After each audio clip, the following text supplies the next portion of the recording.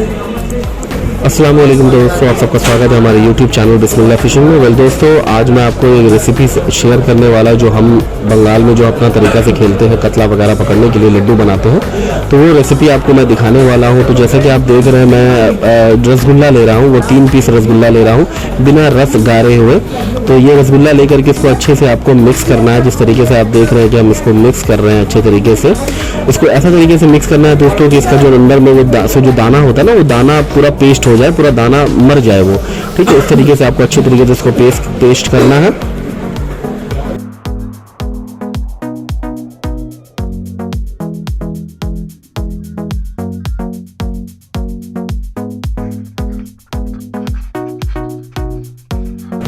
अब जो देख रहे हैं दोस्तों, इसमें मैं जो डाला हूँ ये तकरीबन 1 से 1.5 चम्मच आपको डालना है हनी शहद, और शहद डालने के बाद भी फिर आपको इसको अच्छे तरीके से मिक्स करना है, जैसे कि आप वीडियो में देख रहे हैं।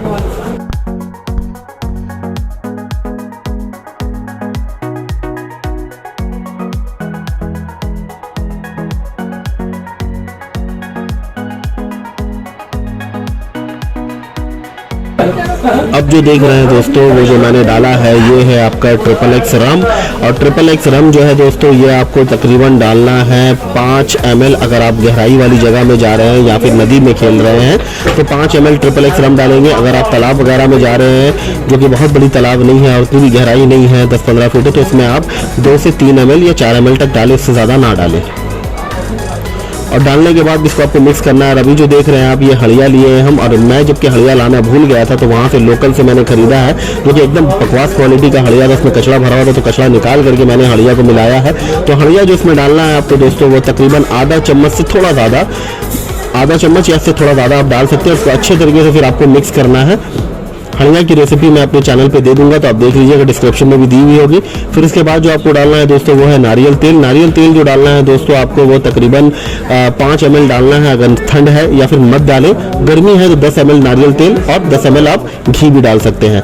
ठंड रहेगा तो 5 ml डालें, या फिर ना डालें तो ज़्यादा बेहतर है, क्योंकि वो पानी में जाकर के लड्डू जम जाता है, फुटता नहीं है। ये जो मैंने अभी डाला है, ये देसी घी डाला है रेहू को टारगेट करने के लिए, कि अगर चाहे तो रेहू अगर आसपास में हो तो खा जाए खुशबू से।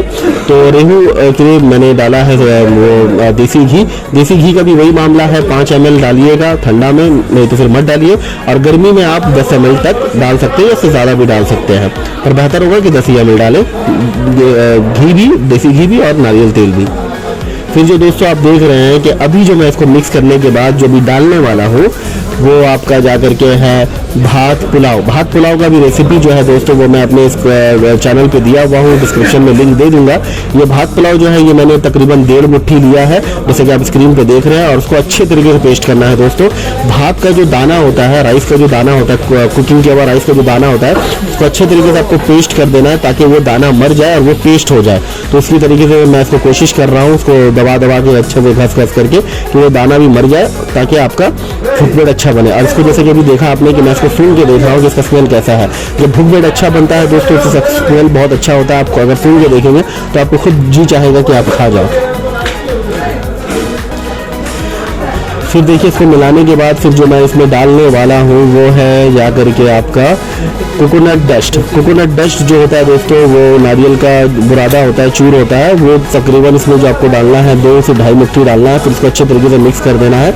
इसको मिक्स करते रहें अच्छे तरीके से। हर एक इंग्रेडिएंट डालने के बाद आपको रुकना नहीं है, या हर चीज़ को एक बार में डाल करके नहीं मिलाना है। एक एक को डालते जाए और अच्छे से इसको मिलाते जाएँ, क्योंकि उसको अच्छे तरीके से मिलना है।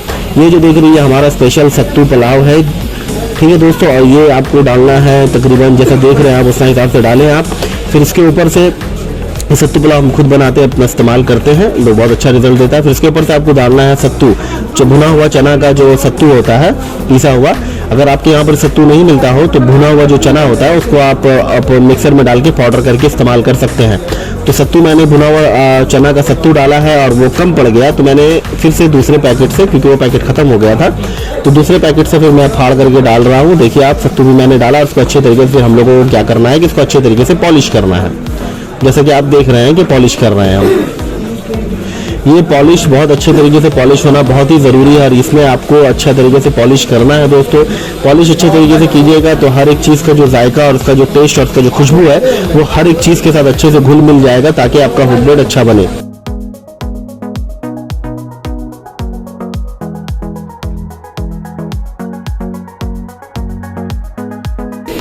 ध्यान रहे दोस्तों, पॉलिश इस कदर करना है कि उसमें कोई भी तरह का बड़ा बड़ा दाना, जैसा कि अभी आप देख रहे हैं, वो नहीं होना चाहिए।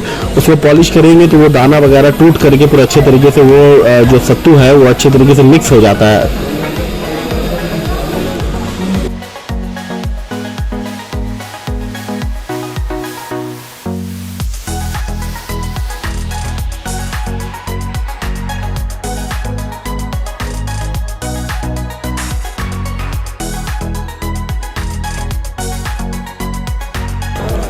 अब देखिए जो मैं इसमें डाल रहा हूँ दोस्तों वो है जर्मन डस्ट।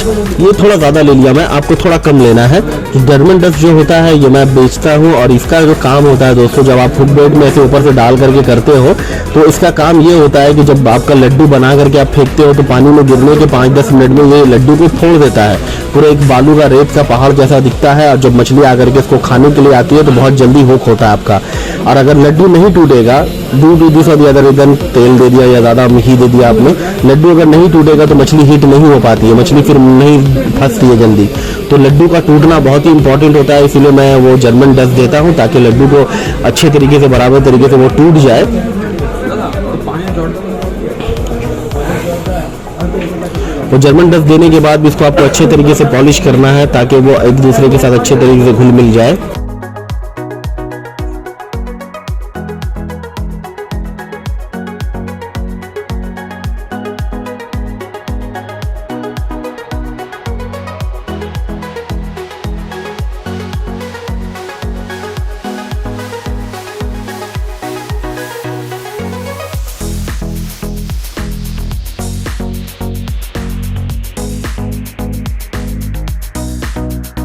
अब देखिए मैं दिखा रहा हूँ आपको कैसे करके लड्डू बनाया जाता है। ऐसे हाथों में आप सत्तू का पूरा एक मुट्ठी सत्तू डालिएगा, ऊपर से छेद कीजिएगा। छेद करने के बाद जो आपको लैपिंग वगैरह जो भी कुछ डालना है, जैसे कि टीपी पोचा हुआ या नारियल थोड़ा थोड़ा डाल दिया, भात पुलाव डाल दिया या हड़िया डाल दिया, या फिर समझ लीजिए कोई भी अलग अलग चीज़ जो आपका लैपिंग वगैरह जो आप इस्तेमाल करते हैं, महुआ का चटनी वगैरह, वो सब कुछ भी आप डाल सकते हैं। और डालने के बाद उसको ऐसे छेद करके डालने के बाद ऊपर से वो और भी थोड़ा सत्तू डाल करके उसको लड्डू बनाने के बाद उसमें कांटा लगाया जाता है। तो लैपिंग जो है हर प्रकार का जो सामान यहाँ पर आप देख रहे हैं, लगभग मैं सभी सामान बेचता हूँ। आप जो स्क्रीन पे नंबर देख रहे हैं, व्हाट्सएप नंबर, उसमें जाकर के आप हमें कांटेक्ट कर सकते हैं। ये जगह में मैं आया था मछली पकड़ने के लिए रानीगंज, जिससे पहले एक वीडियो आ चुकी है जो कि चराई के ताल्लुक से था। तो ये वीडियो जो है हुक बेट के ताल्लुक से है कि ताकि हमारे सब्सक्राइबर स्पेशली जो हमसे माल लेते हैं वो देख करके समझ पाए कि बंगाल में क्या तरीका होता है खेलने का, और ख़ास करके हमारा क्या तरीका होता है खेलने का हमारे मसाले में। तो वो मैं दिखाने की कोशिश कर रहा हूँ यहाँ पर ही। तो देखिए ये जो लड्डू में देखिए आप जो कांटा देख रहे हैं डालते हुए, तो ये कांटा जो डालने का सिस्टम होता है, तरीका होता है, ये हमारे बंगाल वाले लोग का होता है। बंगाल में चलता है ये, या फिर जो लोग बंगाली शिकारी से शिकार करना सीखे हैं उन लोगों का ये तरीका होगा। बाहर के लोग अमूमन ऐसा देखा जाता है कि वो लोग नहीं ऐसा करते हैं। और आप अगर पहली बार ये चीज़ करना जा रहे हैं तो यकीन जाने आपसे नहीं बनने वाला है लड्डू। तो इसके लिए मैं आपको सजेस्ट करूंगा कि आप फीडर में लड्डू बना करके खेलें। अभी आगे जाकर के आपको फीडर में भी लड्डू बना करके दिखाया जाएगा। तो फीडर में आप लड्डू पॉपअप लगा करके लड्डू बना के खेलें, वो आपके लिए आसान होगा और वो आपके लिए सही होगा। इसमें आपके लिए दुश्वार हो जाएगा, आप बनाते रहोगे ये टूटता रहेगा, जैसे बना करके कांटे घुसाओगे फिर टूट जाएगा वो। क्योंकि ये लड्डू जो है, ये सत्तू जो है मैंने जो बनाया है ये काफ़ी ड्राई है, सूखा हुआ है, कोई पानी देके गीला आटा की तरह नहीं बनाया मैंने। और मैं आप लोगों को सजेस्ट भी करूंगा कि अगर आप बहुत नए हो, उतना कुछ नहीं जानते हो, तो गीला करके बना सकते हो आप। पर गीला में जितना रिजल्ट अच्छा आता है उससे ज़्यादा बेहतर रिजल्ट आता है ड्राई में, क्योंकि ड्राई को सत्तू को टूटने में ज़्यादा वक्त नहीं लगता है और मछली हिट होने में ज़्यादा टाइम नहीं लगता है। और अगर आप गीला बनाओगे तो उसको मछली खा करके कब लगेगा, मैंने उसको हुक होगा, वो दिल्ली दूर होता है और काफ़ी वक्त लग जाता है उसमें, और उसका अच्छा रिजल्ट नहीं मिलता है। अगर आप ड्राई बना सकते हो तो ड्राई बनाओ, और अगर झुपी कांटा में लगा सकते हो तो लगा के खेलो, नहीं तो फिर मैं बोलूँगा ड्राई बना करके आप फीडर में करके खेलो तो ज़्यादा अच्छा रहेगा। अब बात आई है फीडर की, तो मैं आपको बताता चलूँ कि मैं फीडर बना करके बेचता हूँ, और ऐसा फीडर मैं बना करके बेचता हूँ जो मतलब मछली अगर आपका हुक बेट उठाए और लेके भागे तो वो ऑटोमेटिकली मछली हुक हो जाता है, आपको स्ट्राइक करके उसको मजीद हुक करना की ज़रूरत नहीं पड़ती है। जैसे कि अभी आप देख रहे हैं कि लड्डू को बनाने के बाद मैंने इसको पानी में डुबा करके उठाया ताकि वो थोड़ा मजबूत हो। फिर उसके ऊपर से मैं लैपिंग कर रहा हूँ अलग अलग मसाला। अब अलग अलग लड्डू में अलग अलग मसाला दे करके पूर के हिसाब से अंदर में दिया जाता है और बाहर में लैपिंग किया जाता है, ये देखने के लिए कि जिस जगह में मैं जा रहा हूँ मछली पकड़ने, वहाँ पर ही मछली को क्या चीज़ खाने का मूड है। मिसाल के तौर पर अगर मैंने 3 लड्डू अलग अलग फेंका, एक में महुआ डाला, एक में भात पुलाव डाला, एक में हड़िया डाला, मिसाल के तौर पर फॉर एग्जांपल। तो मैंने जब तीनों लड्डू डाला, मुझे बताया कि पहली रॉड में मैंने महुआ डाला, दूसरी रॉड में भात पुलाव डाला, तीसरी रॉड में हड़िया डाला। अब मैंने जब फेंका तो देखा कि मैंने कि मछली महुआ वाला चटनी टानी है, तो उसको चेंज करके मछली को निकाल करके इसको चेंज करके फिर मैं उसमें महुआ डालूंगा, फिर देखूंगा कौन तो टानती है, फिर महुआ टानी, फिर उसको चेंज करूंगा, फिर उसमें महुआ ही लगाऊंगा, फिर जब टानी तो देख लिया कि भाई महुआ ही खाने का इनका दिल है, तो बाकी जितने रॉड जो पहले मैंने दिया था हड़िया और भात पुलाव दिया था उसको चेंज करके रिप्लेस करके तीनों ही में मैं हड़िया मैंने महुआ डाल दूंगा, ताकि मुझे ज़्यादा से ज़्यादा मछली पकड़ पाऊँ मैं। तो ये सिस्टम होता है। तो मैं नए शिकारी को ये बताना चाह रहा हूँ और सिखाना चाह रहा हूँ, पुराने तो जानते हैं इन सब चीज़ों को, तो नया शिकारी जो है वो इस चीज़ों को जान ले और इसी हिसाब से खेलने की कोशिश करे।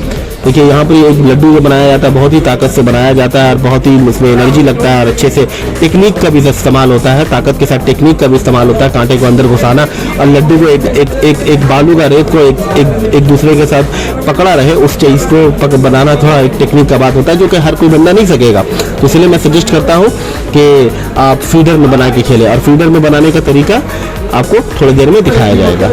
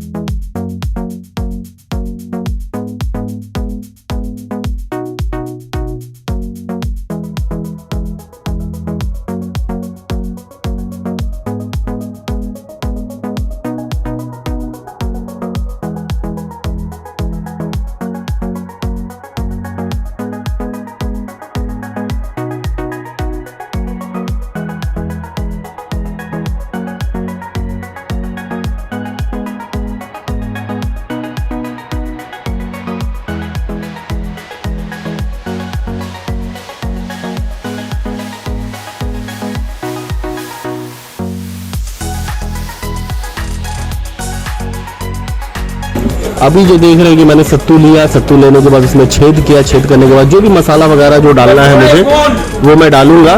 डालने के बाद दोस्तों उसमें मैं क्या करने वाला हूँ कि मसाला वगैरह डालने के बाद उसमें फिर अब देखिए ऊपर से मैंने फीडर रखा है और फीडर रख करके मजीद थोड़ा सा और सत्तू डाल करके इसको अच्छे से देखो चाप दे रहा हूँ। ये जो तरीका है बनाने का लड्डू ये आपके लिए आसान है। अगर आप चुपी काटा में नहीं बना पाओगे तो ये मैं सजेस्ट करूँगा कि ये इसमें आप करो। और जो देख रहे हैं फीडर वगैरह अच्छी क्वालिटी का फीडर थोड़ा महंगा होता है, मगर इसमें क्या होता है ऑटो हुक होता है। ऑटो हुक अगर आप चाहते हैं कि आपको नहीं पता कि कब हिट करना है कब नहीं करना है तो ये वाला फीडर आप हमसे ले सकते हैं, काफ़ी बढ़िया रिजल्ट है। पॉपअप वगैरह जो होता है रिग के साथ वो भी मैं बेचता हूँ, अलग अलग कंपनी की हुक्स के साथ बनाई हुई है। बड़ी बड़ी कतला लगाने के लिए जापानी हुक के साथ भी पॉपअप बनाया गया है, जो कि मैं गारंटी देता हूँ मार्केट में आपको नहीं मिलने वाला है। और ओरिजिनल कर्व शाइन के हुक के भी साथ में बनाया गया है, जो कि खाली हुक ही कितना महंगा आता है। तो यहाँ पर ही मैंने देखा है कि लोकल में जो आता है यहाँ पर इंडिया में लाके बेचते हैं, उसी से कर्व शाइन से बना करके देते हैं। ओरिजिनल कर्व शाइन जो कि कार्प मछली का इस्तेमाल होता है बार बार कंट्री में, इंग्लैंड वगैरह में उससे नहीं बनाते हैं, तो वही से मैं बना करके देता हूँ। अगर आप लेंगे कभी दोनों को, जो मार्केट में बिकता है और जो हमारे पास बिकता है, दोनों को अगर आप कंपेयर करोगे तो आपको खुद ब खुद फर्क समझ में आ जाएगा। देखिए मैंने 2 धार ऊपर से मसाला लगाया, फिर भात पुलाव लगाया और लगा करके इसको रेडी किया। अब ऊपर से मैंने थोड़ा सा सत्तू छीट दिया। क्यों? क्योंकि जब मैं इसको कास्ट करूँगा, जब जैसे ही ये पानी के ऊपर टच होगा तो मसाला या भात पुलाव वो धुला करके ना निकल जाए, इसीलिए हमने उसके ऊपर से ये डाला है। बैठ जाओ भाई साहब। अभी देखिए कांटा लगा किया जा रहा है, कांटा लगा करके आपका ये कास्टिंग किया जाएगा।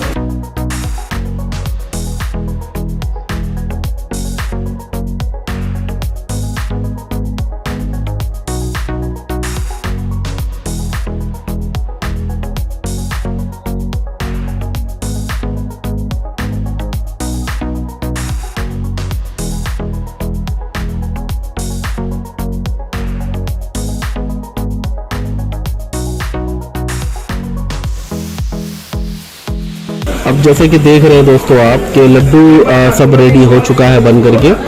बनने के बाद आपको क्या करना है दोस्तों, देखिए मैं इसको अब लड्डू को ले जा रहा हूँ सबको फेंकने के लिए। अब जब यहाँ पर ये लड्डू फेंकने की बात हुई तो मैं एक बात आपको और भी बताता चलूँ दोस्तों। जैसे ही जब आप लड्डू फेंकते हैं पानी में, फेंकने के बाद ये अपना हुक बेट फेंकते हैं, तो स्पेशली ये ब्रेडेड लाइन में देखा जाता है कि ब्रेडेड लाइन में पानी के ऊपर में बिछा रहता है। तो आपको वैसे ही छोड़ना नहीं है उसको लाइन को रील करके, मतलब लाइन को खींच करके अंदर में मैंने मशीन में खींच करके लाइन को पूरा आपको बैठा देना है पानी के नीचे में। लाइन पूरा पानी के नीचे में बैठेगा, टाइट रहेगा, तब जाकर के जब मछली खाएगा, हिट करेगा ना, तो वो हिट हो पाएगा और मछली को हुक हो पाएगी। अगर आप लाइन को ढीला ही छोड़ देंगे तो मछली जब टानेगी या फिर जब मछली हल्का हल्का खा रही है, आप जब झटका मारना चाहेंगे तो मछली आपका हुक नहीं होगा। और लाइन अगर ढीला रहेगा तो पता भी नहीं चलेगा आपको कि मछली खा रही है कि नहीं। पर जब आपका लाइन को आप खींच करके एकदम बराबर पूरा टाइट करके रखेंगे तो क्या होगा कि जब मछली खाएगी तो यहाँ पर इसे पूरा इंडिकेशन आपको मिलेगा। दूसरी बात ये है कि आप जब उसको झटका मार करके हुक करना चाहेंगे तो वो हुक भी आराम से आसानी से हो पाएगा, क्योंकि फॉल्स नहीं होगा। जब आपका लाइन ढीला रहेगा तो वो हुक करना फॉल्स हो जाएगा और मछली लॉस हो जाएगी। पर अगर जब आपका लाइन टाइट रहेगा तो वो हुक करना फॉल्स नहीं होगा और आपका मछली लॉस नहीं होगा। और एक बात मैं आपको बताता चलूँ दोस्तों, जब भी आप खेलेंगे तालाब नदी वगैरह में खेल रहे हैं, अगर वहाँ पर बहता हुआ पानी नहीं है, रुका हुआ पानी है, तो मैं आपको सजेस्ट करूंगा कि आप जो वज़न इस्तेमाल करेंगे वो तकरीबन 12 से 18 ग्राम के अंदर का वज़न इस्तेमाल करेंगे तो ज़्यादा बेहतर होगा। हाँ, अगर आप कहीं बहते हुए पानी में खेल रहे हैं तो फिर मैं आपको सजेस्ट करूंगा कि थोड़ा वज़न ज़्यादा इस्तेमाल करें, नहीं तो फिर आपका चारा बह के किनारे लग जाएगा। तो उसको रोकने के लिए आपको वज़न इस्तेमाल करना पड़ेगा, और वो कितना इस्तेमाल करना पड़ेगा वो डिपेंड करता है कि कितना फोर्स में आपको वहाँ पर पानी बह रहा है। तो ये रहा दोस्तों वीडियो जो कि आपका हुक बेट के ताल्लुक से मैंने दिया है। अब जो नेक्स्ट वीडियो आने वाली है दोस्तों वो आपका मछली पकड़ने के ताल्लुक से है, तो वो भी वीडियो आप देखेंगे ज़रूर, तो आपको काफ़ी कुछ सीखने को मिलेगा। ये जो ट्रिप मैंने किया था ये रानीगंज का है, और यहाँ पर मैं अपना मसाला 2 धार मसाला और भी बहुत तरह का थोड़ा थोड़ा करके मसाला लेके गया था मछली पकड़ने के लिए। और ठंड का टाइम था और प्लस जाकर के यहाँ पर काफ़ी शिकारी आते हैं, पुराने शिकारी। कभी कभी किसी को होता है 1-8 पीस होता है, 2 पीस होता है, नहीं तो नॉर्मली नहीं होता है। 2-3 दिन 4 दिन बैठने के बाद 1-8 पीस 2 पीस हो जाता है, तो नहीं होता है। और जो मैं जो इधर आया और इतनी भीड़ जो आप देख रहे हैं, क्योंकि मुझे पता चला कि वो लोग गांव में जो है बात फैल गई थी, कोई कलकत्ता से शिकारी आया है और जोर शोर से मछली मार रहा है, इसीलिए। अब अगर देखा जाए तो मैं जितना मछली पकड़ा, जितना खुला, वो बहुत ज़्यादा नहीं है, मगर उस एरिया के हिसाब से बहुत ज़्यादा है। बंगाल में मछली पकड़ना इतना आसान नहीं होता है, खास करके खदान में, नदी में, बहता हुआ नदी में। ठीक है, तो आज के लिए दोस्तों बस इतना ही। फिर मिलते हैं कोई नया DIY या कोई नई ऐसी वीडियो के साथ मिलते हैं। तब तक के लिए अस्सलाम वालेकुम, जज़ाकल्लाह खैर, आप अपना ख्याल रखिएगा।